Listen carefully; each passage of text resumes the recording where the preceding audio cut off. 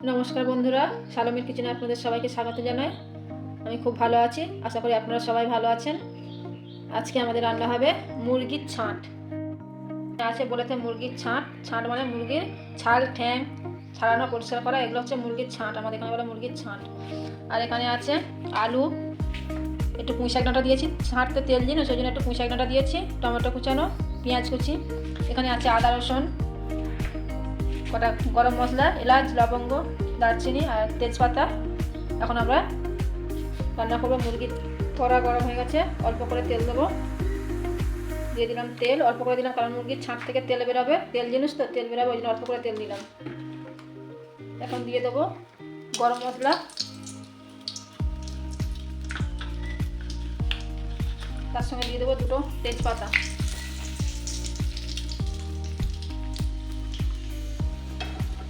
এবার দিয়ে দেবো পেঁয়াজ কুচি,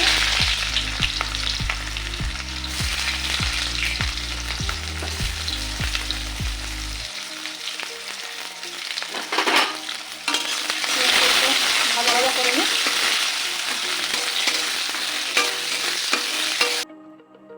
পেঁয়াজটা হালকা লাল লাল ভাজা ভাজা হয়ে আসছে। এখন দিয়ে দেবো নুন, দিয়ে দিলাম।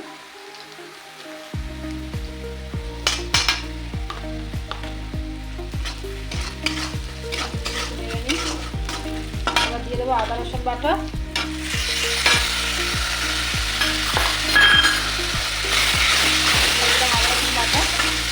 আদা রসুনটা একটু নেড়ে চলে দিই, কাঁচা মশলা চলে যায়।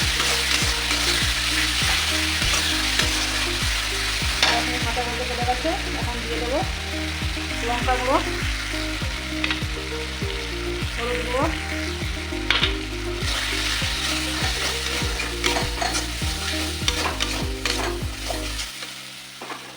দিয়ে দেবো এর মধ্যে টমেটো কুচি,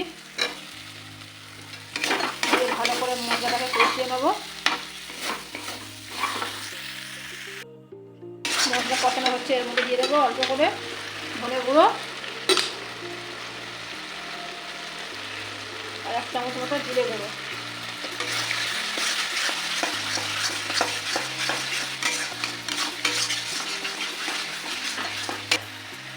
এবারে দিয়ে দেবো মুরগির ছাঁট,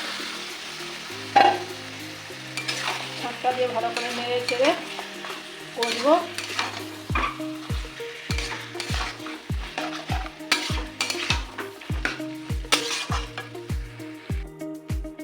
দেখো আমাদের ছাঁটের তরকারি কষানো হয়ে গেছে।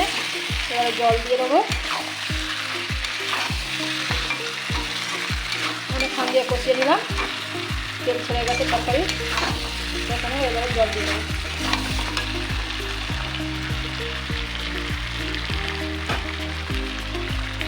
জল দিয়ে দিলাম।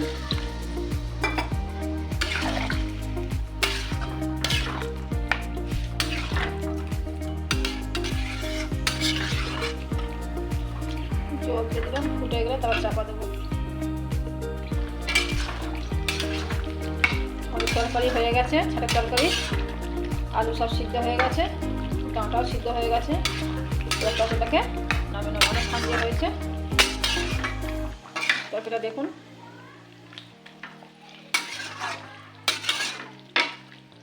তরকারিটা নামিয়ে নেবো।